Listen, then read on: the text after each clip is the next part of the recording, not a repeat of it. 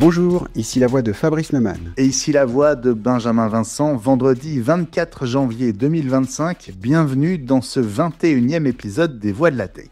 Les Voix de la Tech, chaque vendredi, en moins de 30 minutes, c'est l'actu tech décryptée par les voix qui la font. Et si vous en voulez plus, la version intégrale avec les interviews en entier vous attend sur Apple Podcast. Alors Benjamin, qui sont nos 3 voix de la tech cette semaine ? Les nouveaux smartphones Samsung Galaxy de la famille S25 débarqueront le 7 février au même prix que la génération précédente. Quelques heures après avoir été dévoilés dans la Silicon Valley, à 20 km à peine de l'Apple Park où Apple prépare l'iPhone 17, François Hernandez, vice-président chez Samsung Electronics en charge de la division mobile pour la France, va nous expliquer l'intégration de l'IA, notamment celle de Google, au cœur du système et du téléphone. Samsung qui reprend une longueur d'avance sur Apple, c'est dans un instant. Notre deuxième voix de la tech, Fabrice, est un maire pas comme les autres. Et pas seulement parce qu'après avoir utilisé une vidéo deepfake pour ses vœux l'an dernier, il a présenté ses vœux pour 2025 via un avatar en réalité augmentée. Oui, Fabien Offrechter a 32 ans, il est maire de Verneuil-sur-Seine dans les Yvelines et vice-président de Vivendi en charge du Web 3.0. Il revient du CES à Las Vegas et il va nous dire quelle doit être selon lui la réponse française et européenne au gigantesque projet américain Stargate autour de l'IA qui doit mobiliser 500 milliards de dollars sur 4 ans. Et puis, à l'heure de l'abandon du fact-checking par Mark Zuckerberg, on vous emmène dans une vingtaine de minutes à la découverte de Ask Vera, un outil étonnant et accessible à tous pour vérifier les informations. Florent Gauthier, l'un des responsables de l'ONG La Réponse Tech, va tout nous expliquer. Bonjour François Hernandez. Bonjour Benjamin. Bonjour François. Bonjour Fabrice. Bienvenue dans les Voix de la Tech. Vous êtes vice-président de Samsung Electronics en charge de la division mobile pour la France. Alors vous avez annoncé mercredi soir la nouvelle gamme Galaxy S25 avec encore plus d'IA à l'intérieur. Est-ce que ça va suffire à nourrir, à booster les ventes pendant un an ? On est quand même très confiant parce qu'on a considérablement amélioré l'expérience d'intelligence artificielle qui s'appelle toujours Galaxy AI, mais qui là passe vraiment un cap et qui va permettre d'avoir un vrai partenaire intelligent. Concrètement, François, qu'est-ce qu'on peut faire de nouveau avec cette nouvelle gamme S25 qu'on ne pouvait peut-être pas faire du tout, y compris avec la génération juste d'avant les S24 ? En fait, ce qui change réellement maintenant, c'est que le smartphone va comprendre le contexte, il va comprendre ce que je suis en train de faire, ce que je regarde sur l'écran, et il va même comprendre quand je lui parle comme si c'était un autre être humain, et il va être capable d'effectuer des tâches complexes à ma place. Et c'est vraiment ça qui va permettre d'avoir un changement de paradigme. Pour être très concret, si par exemple je veux regarder des vols pour aller à New York du 1er au 7 avril, je vais demander à mon smartphone, cherche-moi le vol le moins cher sur cette période et partage-les avec ma compagne. Le smartphone va automatiquement ouvrir Google Flight, scanner tous les vols, choisir les vols les moins chers et les envoyer par message. J'ai rien d'autre à faire en fait, j'ai uniquement à parler. Si derrière je me dis que je veux organiser mon voyage, eh bien dans ce cas-là, je demande quelles sont les vidéos les plus pertinentes que je peux trouver et il va scanner YouTube et automatiquement il va me sortir les vidéos qui sont pertinentes. Et c'est ça qui est vraiment puissant, c'est cette capacité qu'on a maintenant à véritablement parler à son smartphone et le S25 derrière va se charger de faire le reste. Bon, c'est la magie des agents IA, hein, c'est ce que vous nous annoncez vous aussi comme la nouvelle révolution. C'est aussi le fruit de votre partenariat avec Google autour de Gemini. Est-ce que là aussi, il y a un saut, un bond par rapport à la gamme S24 et à la partie logicielle et intelligente qui se trouve à l'intérieur ? Oui, tout à fait. En fait, c'est effectivement l'utilisation des agents d'IA qu'on arrive maintenant à connecter avec les applications qu'il y a sur les smartphones. Et donc, ça va permettre, grâce à ces agents, de piloter complètement l'expérience. Et donc, pour faire ça, on a travaillé bien en amont avec Google pour travailler sur le système d'exploitation, également avec Qualcomm pour travailler sur le processeur. Et ça permet d'avoir ce genre d'expérience qui finalement, si je l'en avais parlé il y a 3 ans, on se serait dit ensemble que c'était de la science-fiction. Et aujourd'hui, c'est vraiment une réalité. Si je suis fan de foot et que je demande à mon téléphone de trouver les matchs de mon équipe sur toute la saison et de les mettre dans mon calendrier, c'est pareil, il va le faire automatiquement. Ce genre d'usage, c'était impossible il y a encore 6 mois. Donc on voit vraiment qu'il y a un gap technologique. Pour qu'on comprenne bien, donc ça veut dire que Gemini, c'est une version un petit peu spécifique pour Samsung. Est-ce que j'ai envie de ressortir un autre mot? Est-ce qu'il y a du Bixby dedans? Et est-ce que pour les descriptions que vous venez de donner, les actions sur les applications, est-ce que ça implique d'utiliser les applications de Samsung pour, par exemple, que ça ajoute automatiquement des rendez-vous dans un calendrier? Donc, Galaxy AI permet véritablement d'intégrer des agents. Donc, en termes d'agents, effectivement, il y a Bixby de Samsung, il y a également Gemini de Google. Et là, en l'occurrence, ce qui va plus loin, c'est cette capacité, sur les cas que je mentionnais, d'avoir Gemini qui se connecte à certaines applications de Samsung ou certaines applications de Google, comme Google Flight, Google Maps, ou encore Spotify ou WhatsApp. Et donc, toutes ces applications-là vont pouvoir être pilotées par l'agent d'IA. Et ce qui est intéressant, c'est que dans les semaines et mois qui arrivent, les kits de développement vont être ouverts et ça va permettre à d'autres acteurs de venir brancher leurs applications sur les agents IA. Et donc, à terme, et ça va arriver très très vite, capacité de piloter tout son smartphone de manière complètement intuitive. Je parle comme si c'était un autre être humain à qui je donnais mon téléphone et à qui je demandais de faire les choses à ma place. L'idée vraiment, c'est il faut que l'IA apporte vraiment quelque chose de très très fluide et qu'on supprime toutes les frictions qu'il pouvait y avoir jusque-là avec la technologie. Et donc finalement, le comment importe peu pour l'utilisateur. Ce qui va l'intéresser, c'est uniquement d'exprimer son besoin et que derrière, ça se fasse automatiquement. Ou bien même d'avoir l'IA qui parfois proactivement, comme elle connaît ses préférences, ses habitudes et qu'elle comprend le contexte, qui va chercher des informations qui pourraient être pertinentes. Et finalement, c'est vraiment le service qui va être rendu qui importe à l'utilisateur plutôt que quel agent va se retrouver derrière. Est-ce qu'il y a un moment où on sait ce qui se passe en local et ce qui se passe via une connexion Internet ? Alors ça fonctionne en local. En fonction de la puissance de calcul nécessaire, soit ça se passe en local, soit ça va se passer sur le cloud. Ce qui est important pour nous, c'est d'essayer de ramener le maximum d'usage directement sur le smartphone. C'est pour ça qu'on a travaillé bien en amont avec Qualcomm pour optimiser leur processeur. Et maintenant, grâce à la puissance de calcul, on est capable de ramener de plus en plus de cas d'usage sur le smartphone. Après, quand les cas d'usage doivent utiliser le cloud, forcément, on envoie des données sur le cloud, on ne garde ces données que le temps d'effectuer l'action, et derrière, on les supprime. Et ce qui est important pour nous, c'est qu'on ne les utilise pas soit pour faire du ciblage publicitaire ou pour entraîner l'intelligence artificielle. Donc on est vraiment sur quelque chose de sécurisé de bout en bout et on utilise les données uniquement pour l'action qui est demandée par l'utilisateur. Et c'est aussi pour ça qu'on propose un outil de pilotage pour que l'utilisateur puisse décider si oui ou non il souhaite envoyer des données sur le cloud. Vous le disiez au début, François, l'IA a désormais conscience de ce qui se passe à l'écran. Donc ça, c'est une des nouveautés. Est-ce que vous pouvez un peu nous faire rêver sur les nouvelles possibilités de l'IA sur cette gamme Galaxy S25 peut-être commençons avec le texte, tout simplement. Qu'est-ce qu'on peut faire à partir d'un simple texte ou d'un simple prompt ? En fait, ce qui est intéressant, c'est que on peut prompter pour créer des photos, pour retoucher des images. On en parlait tout à l'heure pour quand on est dans sa galerie photo. On peut faire une recherche, par exemple, en disant que je veux voir une photo de ma fille quand elle était en Thaïlande il y a 3 ans. Et automatiquement, l'IA va scanner toute ma galerie photo et être capable de me remonter les photos qui sont pertinentes. On parlait des paramètres tout à l'heure. Je rêve d'un monde où il n'y a plus besoin de lire le manuel utilisateur parce qu'effectivement, maintenant, avec ce qu'on a fait, il y a juste à parler au téléphone, lui demander n'importe quel paramètre avec son propre langage. Et le S25 va comprendre et va va aller chercher le paramètre.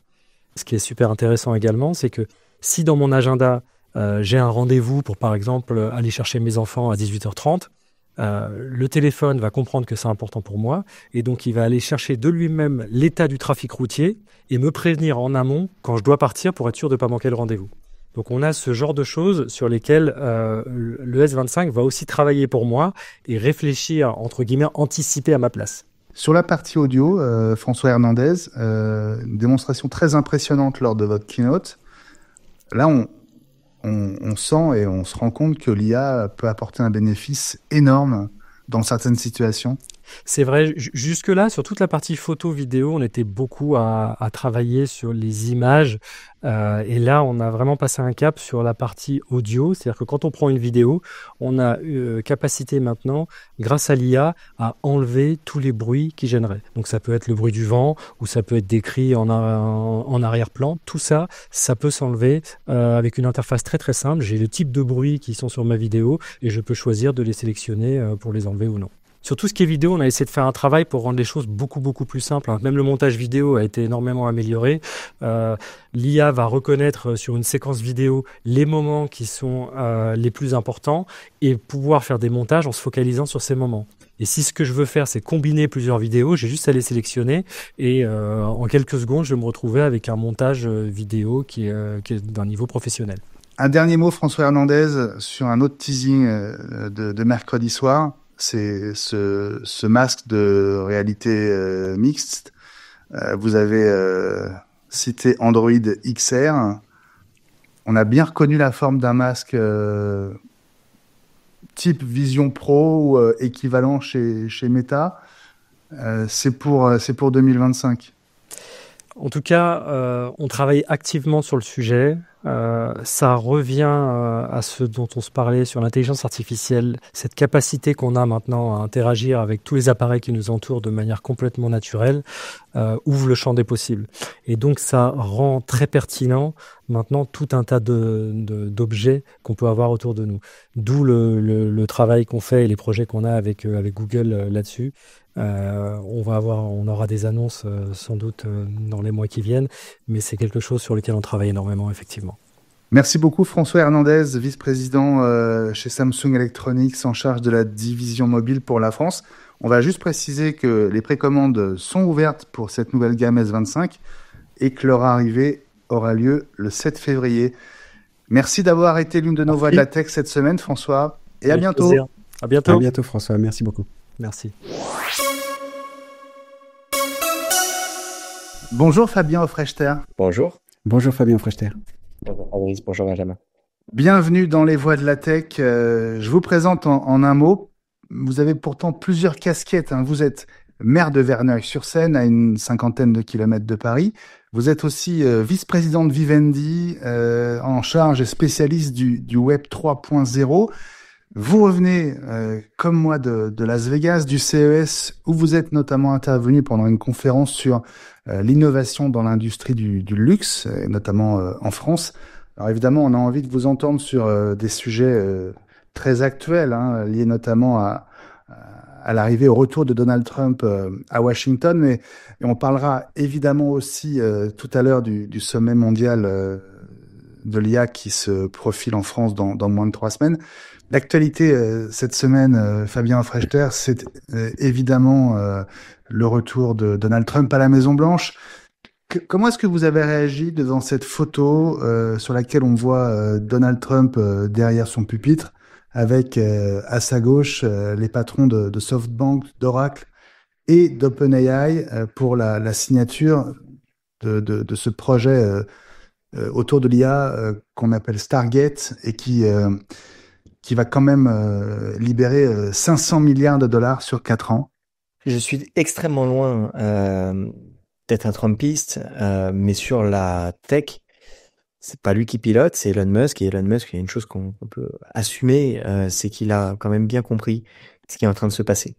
Aujourd'hui, l'enjeu, c'est un enjeu de convergence. Et ça, c'est quelque chose qu'en France, on ne comprend pas. On parle toujours en France de gouvernance, on essaie de valoriser des visions communes, ce qui est important, mais qui ne fait pas la différence. On parle toujours de besoin de sursaut avec des dimensions sociales, environnementales.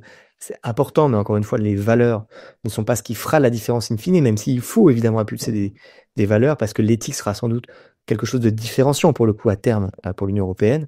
Et en France, on aime bien enfin parler toujours de financement pour des IA résilientes, souveraines, de la création de trusts tout le temps, qu'il s'agisse de trusts financiers ou de trusts pour stocker les data, notamment dans l'industrie pour les médias. Mais c'est pas ça qui permet in fine de structurer, surtout à l'ère où l'IA va toujours plus vite, des dimensions technologiques fortes. Ce qui est nécessaire, c'est avant tout des coalitions qui reposent sur des financeurs et des engagements politiques. C'est bête, mais lorsque Trump dit « je vais aller sur Mars, nous allons aller sur Mars », eh bien je ne sais pas s'ils iront sur Mars, mais en tout cas toute l'industrie aéronautique va se mettre en ordre de marche et il y aura les financements pour aller sur Mars, ou du moins pour se développer très vite et faire la différence. Et ben c'est pareil avec ce qu'on a pu voir hier, en l'occurrence sur l'IA. À partir du moment où l'État se mobilise et tape du poing sur la table en disant eh ben c'est parti, que vous soyez Oracle, que vous soyez SoftBank, que vous soyez OpenAI, vous allez vous mettre tous ensemble autour de la table et avec beaucoup d'argent, vous allez recruter aux États-Unis et développer. Bien sûr que ça va faire la différence, et bien sûr que pendant ce temps, nous allons prendre de notre côté en Europe autant de retard. Cette structuration, par ailleurs, ce qui montre que c'est la clé gagnante, c'est pas forcément ce qui se passe aux États-Unis, on n'a pas de recul pour juger, mais c'est ce qui se passe en Asie. On voit que ce sont les méthodes qui ont été utilisées pour aller vraiment très vite. On voit en Chine les BATX autour de la même table, alors qu'ils sont concurrents avec des investissements massifs pour résoudre un certain nombre de problèmes. On voit que c'est comme ça que ça a marché, même si, évidemment, en tant qu'Européens, on voudrait quand même rajouter quelques onces d'éthique et de valeur, mais ça, c'est un sujet. Imaginez que vous avez une baguette magique, et comment vous feriez, vous, soit éventuellement en réponse à Stargate, ou même sans forcément y faire référence, qu'est-ce que vous aimeriez faire en France et en Europe pour développer ce genre de projet? Il y a beaucoup de choses sur lesquelles il faudra, à mon avis, travailler. La première chose, c'est capitaliser sur nos forces. Je le disais, la recherche. On est très, très fort en France et en Europe sur la recherche. Il nous faut un consortium qui réunisse au lieu d'opposer nos chercheurs. Aujourd'hui, je ne comprends pas la différence entre le CNRS et une RIA. Je dis pas qu'il faut les fusionner, je dis qu'en tout cas, à l'échelle internationale, les gens pensent que c'est la même chose. De la même manière, on a aujourd'hui énormément de gens qui ont cette proto-compétence du numérique, comme je l'évoquais tout à l'heure. On a un ambassadeur du numérique, on a une secrétaire d'État du numérique, on a un Station F, on a un campus cyber, on a beaucoup de choses, mais on n'a pas une structure unifiée qui répond au commandement d'un ministre du numérique. Or, c'est ça qu'il nous faudrait. Il faudrait un bon ministre du numérique. C'est gentil, mais je postule pas dans l'état des choses actuelles. Dans moins de 3 semaines, Paris sera pendant 2 jours la capitale mondiale de l'IA, avec un sommet mondial qui va réunir 700 parties prenantes, une centaine de chefs d'État. Donald Trump et Elon Musk ont été conviés, évidemment. Qu'est-ce que vous attendez de ces 2 jours? Est-ce que ça peut replacer la France et l'Europe au centre du monde de l'IA, et pas seulement pendant un week-end? Alors, je vais déjà dire ce que j'espère pas. Ce que j'espère pas, c'est une COP21 de l'IA, dans lequel on aurait une centaine d'événements side qui seraient noyés dans la masse médiatique. C'est ce qui va arriver, hein. Et dont on ne retiendrait que le tweet d'Elon Musk qui viendrait critiquer les décisions qui arriveraient. Ça serait le cauchemar. Et j'espère que l'Élysée, j'espère que le gouvernement se mobiliseront pour éviter cette situation. Maintenant, ce qu'il faudrait, mais je suis pas sûr que ce soit le scénario le plus probable, ce qu'il faudrait, c'est un Stargate à l'européenne. C'est ni plus ni moins des engagements qui ne soient pas juste des engagements de trust ou des engagements de philanthropiques ou je sais pas. Non, ce qu'on a besoin, c'est des alliances de corporate sur des sujets prioritaires. Après, les priorités peuvent être discutées à l'échelle européenne. Je reviens pas dessus, mais je reste persuadé que le sujet média devrait être le sujet numéro 1. Donc, tant qu'à faire, vous espérez avoir une sorte voire des millions, justement, ou des milliards qui seraient au moins promis ou mis en place sur des projets définis. On verra. L'avenir s'écrit au présent. Je pense qu'aujourd'hui, on a un besoin d'avoir des investissements qui soient pas que des investissements nationaux. Il faut des investissements de corporate, il faut des investissements en termes de temps, de talent autour de projets. Et pour l'instant, n'étant ni ministre du numérique ni président de la République, c'est pas à moi de dire exactement la structure que cela doit prendre. Ça doit être négocié à l'échelle européenne. Mais une chose est sûre, on serait tous très déçus si on ne sortait de ce sommet qu'avec un statement disant qu'il faut une IA juste, éthique et écologique. Il va falloir un petit peu plus que des mots. il va falloir évidemment quelques preuves d'amour, comme on dit. Merci beaucoup, Fabien Hofrechter, maire de Verneuil-sur-Seine, vice-président de Vivendi en charge du Web 3.0. Merci d'avoir été l'une de nos voix de la tech cette semaine et à bientôt, bonne année. Bonne année Fabrice, bonne année Benjamin. Au revoir Fabien Hofrechter, merci. Bonjour Florian Gauthier. Bonjour. Bonjour Florian. Bonjour. Vous êtes cofondateur de l'ONG La Réponse Tech, qui est un collectif de citoyennes et de citoyens de la tech qui développe des réponses numériques innovantes pour lutter contre la désinformation, protéger la démocratie, préserver la planète. Voilà votre profession de foi. Et vous avez créé un outil, le dernier outil créé, qui s'appelle Ask Vera, qui est basé sur l'IA, qui a pour but de vérifier les informations. Et alors, il a été lancé il y a moins de 2 mois. On peut consulter Vera par WhatsApp ou par téléphone. Alors, pour commencer, voilà, j'ai fait un petit aperçu d'une conversation que j'ai eue avec Vera, petit enregistré. Alors, je dis tout de suite, j'ai un petit peu édité juste les temps de réponse pour que ce soit un petit peu plus court et un peu plus dynamique. Voilà, on écoute Vera. Bonjour, comment puis-je vous aider aujourd'hui ? Bonjour Vera, j'ai entendu dire que les démocrates aux États-Unis étaient capables d'influer sur la météo. Est-ce que c'est vrai ? Merci pour votre question. Pour vérifier cette information, je vais chercher des faits récents à ce sujet. Veuillez patienter un instant, s'il vous plaît. Il n'y a aucune preuve ou fait vérifier qui suggère que les démocrates aux États-Unis ont la capacité d'influencer la météo. Cette idée semble être une rumeur sans fondement. Si vous avez d'autres questions ou préoccupations, n'hésitez pas à me les poser. Dis-moi Vera, est-ce que tu peux me donner la recette d'une tarte aux fraises ? Je suis désolée, mais je ne peux pas fournir de recette de cuisine. Cependant, je suis ici pour vous aider à vérifier des informations ou des faits. Si vous avez d'autres questions, n'hésitez pas. Voilà, voilà Vera qui... Alors effectivement, on va dire tout de suite, j'ai voulu améliorer un petit peu la voix de Vera parce que du coup j'étais en train d'enregistrer via un micro et puis visiblement l'IA qui a cherché à améliorer la voix de Vera lui a donné un zozotement qu'elle n'a pas. Rassurons tout de suite les auditeurs, elle n'a pas de zozotement. Même ta voix est un peu différente, je trouve. Ouais, c'est vrai. Alors donc voilà ce qu'on peut faire avec Vera. On peut le faire donc en mode textuel via WhatsApp. On lui pose des questions sur des faits. Si on se pose la question de savoir si c'est vrai ou si c'est pas vrai, et elle nous donne des réponses. Alors j'ai envie tout de suite de commencer par ça. Comment ça marche, Vera ? Ok, Vera, c'est donc un LLM, ChatGPT, enfin GPT. Et donc l'idée, c'est que lorsqu'on lui pose une question, Vera va aller regarder surtout Internet, comme pourrait le faire un ChatGPT qui connecte à Internet, mais est restreinte à un ensemble de sources. Elle a 2 types de sources. Les sources de fact-checking, une centaine de sources de fact-checking qui sont signataires des chartes IFCN et EFSCN, des chartes de qualité qui garantissent l'impartialité des sources. L'AFP, les Surmir, le Décodeur, ce genre d'agences de fact-checking partout dans le monde. Donc ça, c'est le premier batch de sources. Et ensuite, des grands médias fiables. Donc là, on a 250 médias qui sont des listes du GTI, Journalism Trust Initiative, ou une première liste de presse de courrier international. C'est des listes qui ont été construites par notre comité d'experts, qui sont encore en cours et qui sont évidemment accessibles sur le site. J'en profite pour le dire. Je reviens à la question posée. Lorsqu'on pose une question à Vera, elle va regarder parmi ses sources de fact-checking, parmi ses grands médias, si ce fait a été vérifié ou cette question trouve une réponse. Et donc ça peut être des réponses qui viennent d'arriver, donc qui peuvent être très récentes.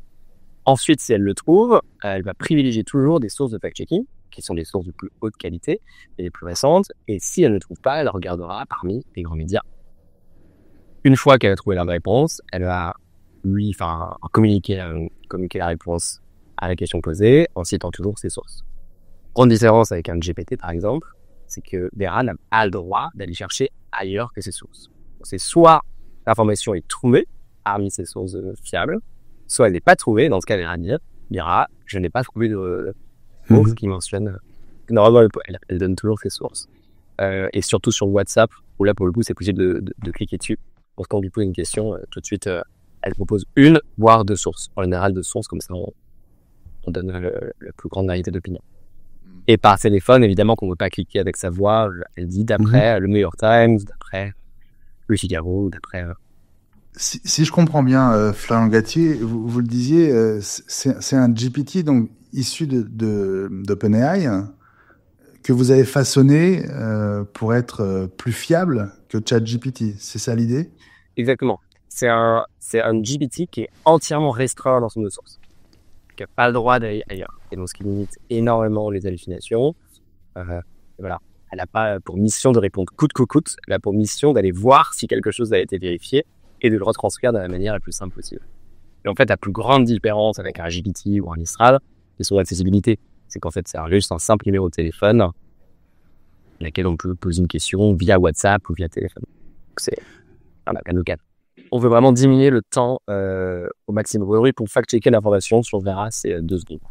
On veut que on diminue ce temps. Yes. Qu'est-ce qui vous a donné l'impulsion pour lancer le projet Ask Vera? Est-ce qu'il s'est passé quelque chose de spécifique? Est-ce qu'il y a eu un jour de bascule où vous vous êtes dit il faut qu'on fasse cet outil? Clairement, la bascule s'est faite aux dernières législatives en France. On a été extrêmement choqués par la facilité avec laquelle on pouvait raconter n'importe quoi au micro, hors de grande audience, juste la veille des élections. Et l'impact que ça a sur l'opinion publique et in fine sur le vote des Français et des Français est hyper choquant. Et là, je parlais de la France, mais en fait, c'est partout pareil. Alors justement, sur le financement, alors si vous rencontrez le succès, ce qu'on vous souhaite, comment vous allez vous y prendre pour financer ça? Qu'est-ce que vous avez comme ressources? Et puis, j'ai même envie de parler de ressources. On sait que l'IA est souvent montrée du doigt parce que ça consomme beaucoup de ressources. Je parle pas uniquement de finances, hein, bien sûr, mais d'énergie, d'eau, etc. Comment vous allez pouvoir grandir et dans quelles conditions? Ouais. On essaie de limiter au maximum le nombre de requêtes qu'on fait. Et derrière, c'est un peu logique. C'est vrai qu'on dépense de l'énergie, mais si c'est pour combattre la désinformation qui elle-même a un impact sur le climat, in fine, est-ce que c'est pas une bonne utilisation de ressources? C'est un peu la logique. En revanche, on prend ça très au sérieux. On est en train de calculer exactement le coût de chaque message et de chaque question posée pour déjà être transparent là-dessus et voir si on peut les minimiser, notamment via notre comité d'experts. Sur la partie financement, aujourd'hui, on est autofinancé. Donc, on a eu la chance de gagner le premier prix de Hackathon, donc un concours qui a été organisé à plusieurs ONG pour combattre la désinformation en période électorale, organisé par Think Young et à voter. Donc, on a gagné le premier prix, c'était au tout début. Enfin, on a eu l'idée, un mois après, on a présenté Vera et super. Donc, ça nous a donné 5 000 €. On a la finale bientôt. J'espère qu'on va la gagner. Notre objectif, c'est de se lancer très probablement en Roumanie. Il y a des élections qui arrivent, qui ont été décalées à cause de la désinformation sur TikTok. Et donc, nous, on aimerait un numéro roumain sur lequel n'importe quelle personne en Roumanie pourra poser des questions et utiliser de faire gratuitement en période électorale. Avec pour objectif de tester des questions réelles et de voir si ça peut aider les gens à se protéger des ingérences qui sont très très fortes en Roumanie. Florian, si on veut essayer et utiliser Vera, quel numéro on ajoute sur WhatsApp et le plus simple, quels sont les différents moyens? Le plus simple, c'est d'aller sur askvera.org et là-dessus, c'est cliquer sur discuter avec Vera. Et là, il y a 2 options. C'est soit lui passer un coup de fil, donc le numéro est disponible, vous pouvez l'ajouter à l'adresse, soit ouvrir une conversation sur WhatsApp, un bouton et hop, la conversation s'ouvre et là, vous pouvez lui poser n'importe quelle question. askvera.org. Voilà, c'est exactement ce que j'ai fait. Merci Florian Gauthier d'avoir été une de nos voix de la tech cette semaine. On vous souhaite beaucoup de succès avec Ask Vera. À bientôt. Merci beaucoup Florian. À bientôt. À bientôt. C'est la fin de cet épisode 21. C'est un immense plaisir de reprendre le rythme hebdomadaire des Voix de la Tech avec toi, Fabrice, et avec vous chaque vendredi après la folle semaine du CES de Las Vegas. Mais on se réserve le droit de recommencer en quotidienne car visiblement ça vous a plu. Merci à tous d'ailleurs de vos retours positifs sur notre couverture du CES. On vous donne déjà rendez-vous vendredi prochain. On sera le 31 janvier pour le numéro 22. D'ici là, suivez les Voix de la Tech sur X, LinkedIn, Facebook, Instagram, YouTube et Blue Sky. Et partagez nos publications sur les réseaux.